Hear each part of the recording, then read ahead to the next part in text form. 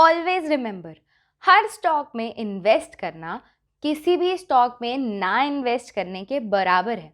हर वो जो स्टॉक आपको अच्छा लगे उसे अपने पोर्टफोलियो में ऐड कर लेने से आपके रिटर्न्स गारंटीड नहीं होंगे। अभी अभी recently I have seen a 10 lakh portfolio जिसमें रिटर्न सिर्फ और सिर्फ 10,000 था।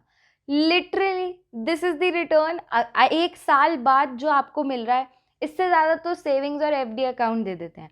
But where was the problem?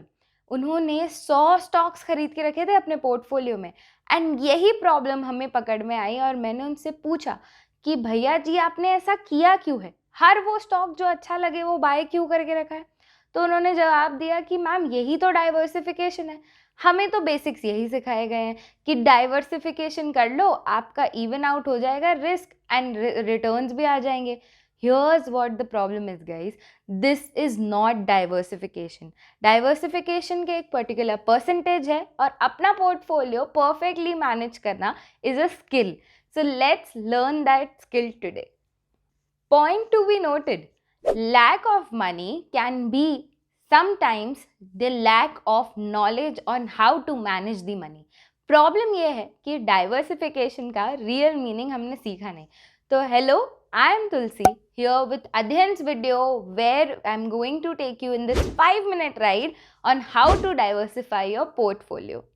महीने के एंड में पैसे ना होना, महीने के एंड में आपके एसेट्स में आपके पैसे ऐड के रहना, इन्वेस्टमेंट्स का सही टाइम पे रिटर्न ना देना, सैलरी का वेट करना सो दैट आपके मंथली एक्सपेंसेस करेंटली रनिंग रहे, ये सारी प्रॉब्लम्स अगर आपको है तो ये वीडियो आपके लिए है. So as our almighty Mr. Warren Buffett said, don't put your eggs in one basket.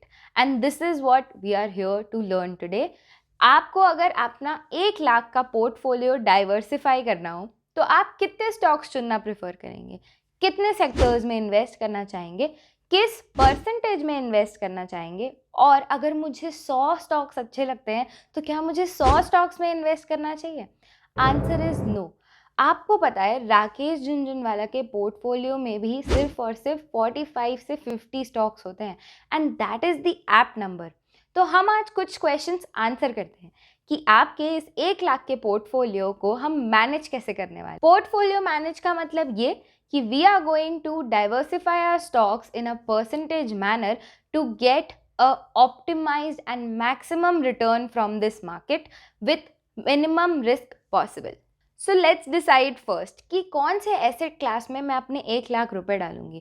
मैं 1 लाख रुपए का पोर्टफोलियो बता रही हूँ, आप अपने परसेंटेज के हिसाब से इस पोर्टफोलियो को बड़ा या छोटा हो उस हिसाब से मैनेज कर सकते हैं. If you have a 1 crore portfolio, आप इसी परसेंटेज और गाइडलाइन को फॉलो करो ताकि you can continue investing in the same manner.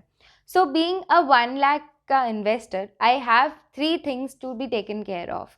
मैं स्टॉक्स में इन्वेस्ट करना चाहूँगी, मैं क्रिप्टोज़ में इन्वेस्ट करना चाहूँगी और मैं गोल्ड में इन्वेस्ट करना चाहती हूँ.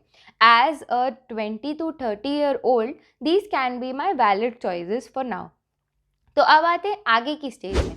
मैंने 10,000 दिए क्रिप्टो को because it's new for me, I don't completely understand it. 10,000 दिए गोल्ड को बिकॉज उसकी ग्रोथ कभी कभी स्लो भी हो सकती है and it takes a lot of capital, तो eventually I can keep adding to it more of course. अब आते हैं जो रेस्ट 80,000 हमारे पास कैपिटल बचा है, that I am going to keep in equity according to my age gap. तो आप 35 की एज तक ये फॉलो करना प्रेफर कर सकते हैं if you are a moderate risk taking investor. अब आते हैं हमारे नेक्स्ट मेजर क्वेश्चन पे कि ये जो 80,000 का कैपिटल है उसे हमें इन्वेस्ट कैसे करना है स्टॉक्स में स्पेसिफिकली. तो पहले हमें चूज़ करना है कि किन सेक्टर्स में मैं इन्वेस्ट करूँगी. सेक्टर्स आप अपने विजन के हिसाब से चूज़ कर सकते हैं. जैसे आपका 10 साल का विजन है तो आप उसके हिसाब से जो आपको लगता है कि गवर्नमेंट का फोकस वहाँ पर ज़्यादा है, जिस फील्ड में आपने ग्रोथ अभी तक देखी है और आगे भी एक्सपेक्ट कर रहे हैं, ये सारी फील्ड्स को पिक कर सकते हैं. हमने आपके लिए 5 सेक्टर्स सजेशन में डाले हैं. 1 is IT, 2nd is banking, 3rd is pharma and chemical, 4th is FMCG, and 5th is one of our favorites and they involve 2 emerging sectors. One is 5G sector, and the other one that we have in our mind is definitely electric vehicle. We are seeing it in a booming state and आगे भी उसमें investments होती रहेंगी. So here are the 5 to 6 sectors जो मैंने अपने लिए pick किए हैं. रूल ये है कि किसी भी सेक्टर में 20% से ज़्यादा डेफिनेटली इन्वेस्टमेंट नहीं रखनी है. This is the maximum investment जो आपको रखनी है, एंड कुछ अमाउंट आपको हमेशा अपने कैपिटल का सेफ एंड साउंड रखना है. जैसे आप अपने सेविंग्स अकाउंट में हमेशा एक्स्ट्रा पैसे रखते हो, वैसे ही डीमैट अकाउंट में भी हमेशा थोड़ी सी सेविंग्स रखनी है. So here's what you have to do.